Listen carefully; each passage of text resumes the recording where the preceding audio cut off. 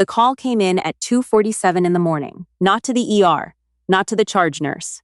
It came in on a scrambled line that hadn't rung in 11 years, routed through a relay station in Fort Meade that technically didn't exist anymore, and it landed on a cell phone tucked inside a plain gray locker in the staff break room of Walter Reed National Military Medical Center.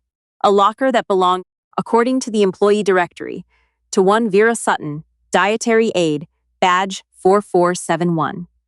The phone rang twice, then stopped. Vera was already awake.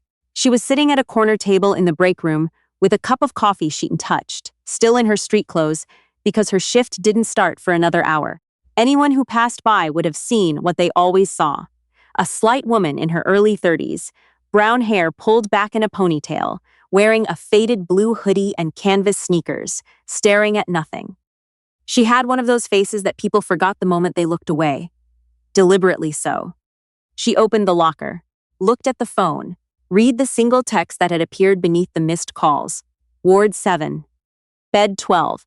He won't last morning rounds. She put the phone back, finished the coffee in 2 long swallows. Then she went to the supply room, changed into scrubs, clipped on her dietary badge, and walked to Ward 7.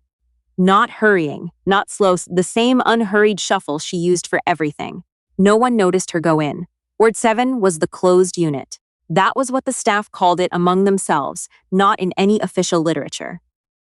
It was the ward where the military sent the ones who couldn't be explained. Not the catastrophically wounded. Those went to surgical ICU, to the burn unit, to the neuro floors with their imaging machines and their teams of specialists. Ward 7 was for the other kind. The ones who were, by every clinical measure, intact and still not coming back. Bed 12 was in the far corner, curtains drawn. Vera stood outside it for a moment, reading the chart she'd pulled from the nursing station. She'd palmed it without breaking stride, the way she'd once palmed documents from a courier's bag in a transit hub in Ankara, without the courier ever knowing she'd been there. The name on the chart was Sergeant First Class Nathan Grier, 75th Ranger Regiment, 31 years old, admitted 8 days ago following an extraction from a training accident in a location the paperwork described only as classified operational environment. No significant physical trauma, no intracranial bleeding, no spinal injury. He had been unconscious since the moment they'd loaded him onto the medevac, and in 8 days, no one had been able to determine why. She noted that his cortisol levels had been within normal range, noted that his EEG showed deliberate suppression of the alpha wave pattern. Not absence, suppression. There was a difference, and apparently no one on his care team had flagged it, because it required a very specific kind of training to know what that difference meant. Vera pulled back the curtain and stepped inside. Nathan Grier looked like he was sleeping. That was the first thing. He was big, the kind of big that didn't look real lying flat. Broad through the shoulders, a jaw that could have been carved from something, hands the size of dinner plates folded across his chest with an odd, unnatural stillness. The monitors beside him showed vitals that were, impossibly, almost textbook perfect. Heart rate 52, blood pressure 114/72, respiratory rate 14. The oxygen sat at 99, a healthy man, sleeping, except his eyes were moving. Not the REM flicker of actual sleep, something else, something controlled. Under the closed lids, his eyes were moving in a pattern, left, right, pause, left, right, pause. Over and over the same sequence, with the mechanical precision of a metronome. Vera stood very still. She knew that pattern. She hadn't thought about it in 4 years, hadn't had to. But the body remembers what the mind tries to bury. And the moment she saw it, she was 26 years old again, sitting in a tin-roofed shack outside Mosul, with a signals specialist named Torres, who was showing her how PIALs communicated when they couldn't use their hands. Eyes, fingers, anything that moves, Torres had said. You suppress everything else and you move what you can. And if the right person is watching, they'll know. Left, right, pause, left, right, pause. LAR pause. LRR pause. She counted it again to be sure. Then she pulled a chair to the bedside, sat down, leaned forward so that she was within 12 inches of his face, and she spoke very quietly, in the register that carries under hospital ambient noise without traveling beyond arm's reach. Grier, she said, I see you. The eye movement stopped. His name wasn't the thing that reached him. She knew that. His name was on his chart, on his wristband, on the whiteboard, at the end of his bed. 14 different medical professionals had spoken his name in the past 8 days. That wasn't what she'd meant. She leaned a half-inch closer and spoke again. "Lark is down," she said. "Repeat, Lark is down." The monitors didn't change. His face didn't change, but his right index finger, curled loosely at his side, moved. One tap, against the bedsheet. A single deliberate tap. She exhaled through her nose. Lark was a recognition code from a compartmentalized program called Sentinel Watch, a Joint Ranger Intelligence Unit that had operated for roughly 4 years in the mid-teens, before being dissolved following a Senate subcommittee review. The program's existence was not publicly acknowledged. Its communication protocols, including its recognition codes, had never been committed to any documentation that would appear in a normal personnel file. There was no earthly reason a dietary aide at Walter Reed should have known it. And there was no earthly reason Nathan Grier should have trusted anyone who said it, unless that person had also been inside the program. Vera Sutton had been the program's senior medical intelligence officer for 3 of its 4 years. Her name didn't appear on any paperwork either. She found the attending physician for Ward 7 at 4:15 in the morning, catching him in the hallway with a cup of coffee and a look on his face that said he had not slept in longer than was advisable. His name was Dr. Aldous Price, and he was a good doctor. She'd read enough of his notes in the chart to know he was a genuinely careful thinker, but he had no framework for what he was dealing with. "I need to talk to you about bed 12, she said. Dr. Price looked at her badge, looked at her face, did the rapid, unconscious social calculation that people in positions of authority do when someone unexpectedly beneath them addresses them directly. She watched the milliseconds tick by, dietary aide, no obvious institutional wait, wrong time of day, and watched him arrive at the conclusion that he would hear her out but not really listen. "Go ahead," he said in the tone of a man going ahead. "His EEG is showing controlled alpha suppression," she said. "Not pathological. Volitional. He's choosing not to surface." Dr. Price blinked. "That's not possible?" "It is under certain training protocols." She kept her voice neutral, not confrontational, not apologetic, just factual, the way she'd once briefed a 2-star general at 0300 about an asset that had gone sideways in a way no one had anticipated. There are documented cases from Sir E training environments where extended stress exposure, combined with isolation, can produce a state of voluntary neurological withdrawal. The body reads continued consciousness as a threat and selects dormancy as the least harmful option. He was looking at her differently now, not with respect, not yet, but with the particular attention of a man whose internal model of the situation has just been disturbed. "You're dietary," he said. "I'm telling you what I'm seeing in his chart. How are you reading his chart?" "I borrowed it from the station," she said. "I'll put it back." A long pause. Down the hall, a monitor beeped twice, paused, beeped again. "If what you're describing is accurate," Dr. Price said slowly, "then nothing we've been doing would work. You can't pharmacologically override a volitional state. The medication would be metabolized and the suppression would reassert." "That's correct. So what does work?" "Recognition," she said. "He has to believe he's in a safe environment. He has to receive a signal that makes sense within the operational context his nervous system is currently stuck in." She paused. "I think he's still in the field, neurologically. I think he went somewhere in his head when whatever happened happened, and nobody has spoken to him in a language that tells him it's over." Dr. Price was quiet for a long time. "What language," he said finally, "would that be?" She didn't answer him directly. She wasn't ready to. Not yet. Not without knowing who else was listening. Not without understanding the full shape of why Grier was here and what had actually happened in that classified operational environment. She told Dr. Price she would need access to the room without interruption for 1 hour, and that she would need the nursing staff to minimize their check-ins during that window. She told him she would explain everything afterward. He said, "I can't authorize access for dietary staff too." "I'm not asking for authorization," she said. "I'm asking you to do nothing for 1 hour. That's within your discretion." He looked at her for a long moment. "If something goes wrong," he said, "if his vitals, I'll call for you immediately." She could see him working through it. The risk of acting, the risk of not acting. The patient who had already defied every conventional approach for 8 days and was, according to the overnight nurse's notes, showing the first signs of renal strain that would turn serious within another 48 hours if nothing changed. 1 hour, he said. She went back to bed 12 and sat with Nathan Grier in the dark and the hum of machines. She didn't try to wake him immediately. She'd learned, in years of working with people who had gone somewhere in their own heads, that the worst thing you could do was approach with urgency. Urgency read as threat. Urgency was the thing that had put them there in the first place. So she sat, and she talked. Not about the hospital, not about his condition. She talked in the way that people talk when they're maintaining a radio frequency, low, steady, a carrier wave more than a message. She described the weather outside, which was cold and clear and still dark because it was 4:30 in the morning in November in Maryland.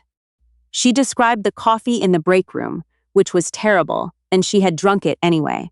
She described a dog she'd seen in the parking lot the week before, sitting beside a truck with its chin on the doorframe, waiting, the patient and total waiting of a dog that never doubted its person was coming back.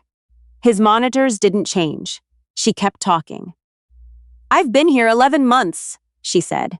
"They placed me here after the program folded. You probably didn't know anyone was watching the ward. I don't think I was supposed to be watching this ward specifically. But I was watching." She paused. "I read your file. Not your medical file. The other one. You did 3 rotations with Sentinel before they shut it down.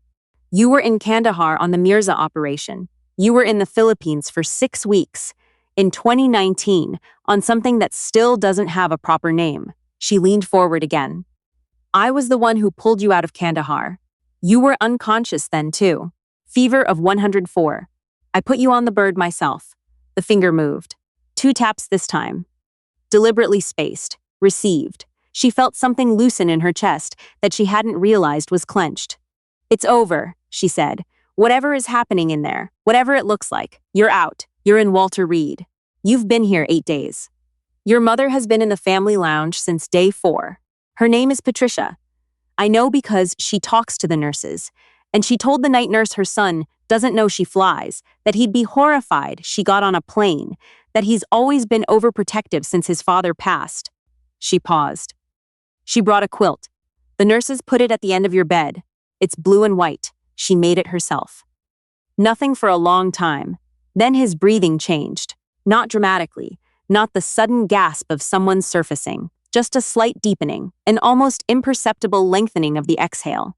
The thing a body does when it remembers that it's allowed to rest rather than guard itself. His heart rate went from 52 to 56, then 58, then 60. The suppressed alpha wave pattern, according to the EEG monitor, began to dissolve.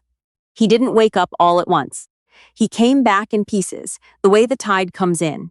Incremental, almost unnoticeable, until suddenly something had changed that hadn't been there before. First, his hands unclenched from their strange stillness and settled into the loose curl of actual sleep. Then his face changed. Some micro-expression she couldn't name. Some easing of a tension so sustained, she hadn't even registered it as tension until it was gone. Then his breathing deepened further, and the EEG shifted into the long, rolling pattern that meant genuine sleep rather than voluntary fugue. She sat with him through all of it. At 5:40 in the morning, Nathan Grier opened his eyes.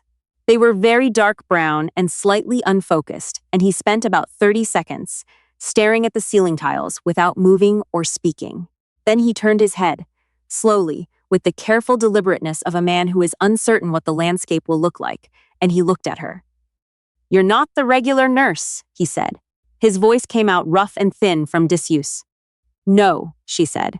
"Dietary," he said, reading her badge. "Today, yes." He looked at the badge for another moment. She watched his mind working, still slow from 8 days under, but working, the Ranger Field assessment habit that apparently didn't fully switch off even after a week of neurological retreat. "You're the one who talked me back," he said. "Something like that. Who are you?" It wasn't a question. It was a ranger's request for authentication, delivered in the flat declarative of someone who would parse the answer very carefully. She considered for a moment. Then she said, "I'm the one who carried you onto the bird in Kandahar. You had a fever. You kept trying to sit up." He was quiet for a long moment. "I remember that," he said. "Didn't see your face? You were pretty out of it. You told me to stop moving. You didn't listen." Something crossed his face. Not quite a smile, closer to the shadow a smile makes. "Sentinel," he said. "Former," she said. "You're not dietary. I am today. I do a lot of things." The official version of what happened in bed 12 that morning, as documented in the Ward 7 nursing notes, was that the patient had experienced a spontaneous return to consciousness following an extended unresponsive period of undetermined etiology. Dr. Price wrote a careful note about the EEG anomaly and indicated that the case would be referred to the neuropsychiatric team for further review. He did not mention the dietary aide. Vera had asked him not to. She'd found him in the hallway at 5:55. A few minutes after Nathan's vitals had normalized and the nursing staff had descended to do their assessment, and she'd told him briefly, in the same quiet neutral tone she used for everything, that it would be better for everyone if the official record reflected only what the machines had recorded and what the medical teams had observed. She told him she would write up a summary of her observations for whoever needed to see it, through whatever channel was appropriate, and that this summary would not pass through Walter Reed's normal documentation systems. Dr. Price looked at her with the expression of a man who has been doing his job in good faith for many years and has just been handed evidence that there are several additional rooms in the house he thought he understood. "You're going to disappear," he said. "After this, I'm going to make you breakfast," she said. "It's my shift." He almost laughed. Nathan Grier's recovery was, medically speaking, remarkably uncomplicated. The spontaneous waking was followed by the usual battery of assessments, all of which produced results so normal as to be almost insulting given the preceding 8 days. He had fluids, he had a neuro workup, he had 3 different doctors shine lights in his eyes and ask him the date and the name of the current president. He answered all of it with the clipped, cooperative patience of a man who knows the protocol and will execute it without complaint because arguing takes longer. His mother sat with him through the afternoon, the blue and white quilt draped across his legs. Vera saw them once, passing the room during her actual dietary shift, pushing a cart of afternoon snacks.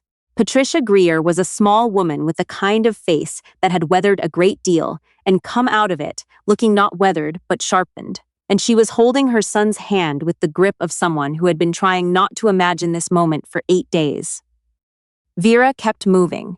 She didn't slow her cart. She didn't look at the room for more than a second. He found her on day 3 of his recovery. She was in the dietary prep area at 7 in the morning, portioning out orange juice cups with the same complete attention she brought to everything. Each cup filled exactly, each lid pressed cleanly on, the tray aligned, the operation efficient and unremarkable. She heard the door and didn't turn. "You shouldn't be out of bed," she said. "I'm cleared for limited mobility." Nathan Grier was in a hospital gown and non-slip socks, and he had somehow managed to make this look not undignified, which she suspected was sheer force of personality.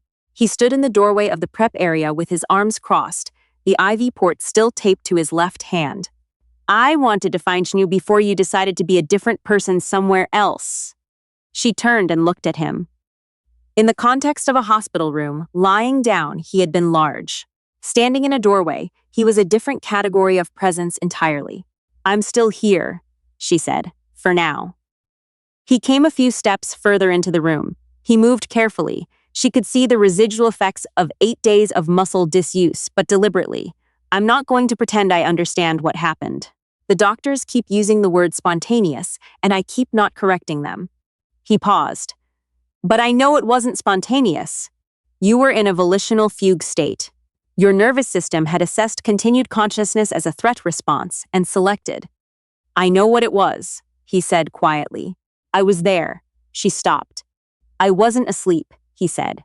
"I know that. Some part of me was in there the whole time. He stopped, started again. There was a point where I didn't know if what was outside was safe to come back to, and I couldn't assess it. I couldn't get any signal. His jaw was tight. I heard them, the doctors. I heard my name. I heard my chart being recited. I heard my mother. I could hear her. She was in the family lounge, and she was praying out loud. I could hear her through the wall, and I couldn't get out. I couldn't make it matter enough to get out. Vera set down the orange juice cup she was holding. And then you said Lark is down, he said.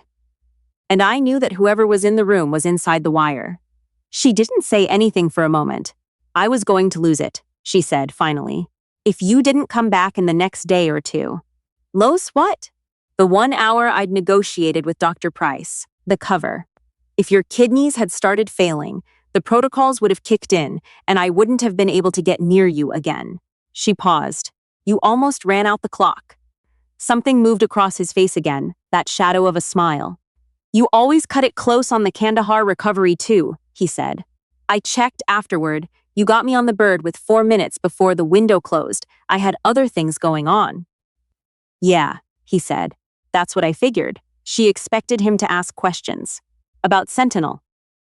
About why she was here, what her actual role was, who she reported to now that the program was dissolved. Those were the Ranger questions. Operational, hierarchical, seeking to understand the command structure. He didn't ask any of them. Instead, he leaned against the prep counter. She could see it cost him, the casualness of it. He was covering pain, and he said, the quilt my mom brought, blue and white, she said. She made it when I deployed the first time. I was 19. She didn't know what to do with herself, so she made that quilt. He looked at her. You told me about it. While I was under. You told me about the quilt. I did.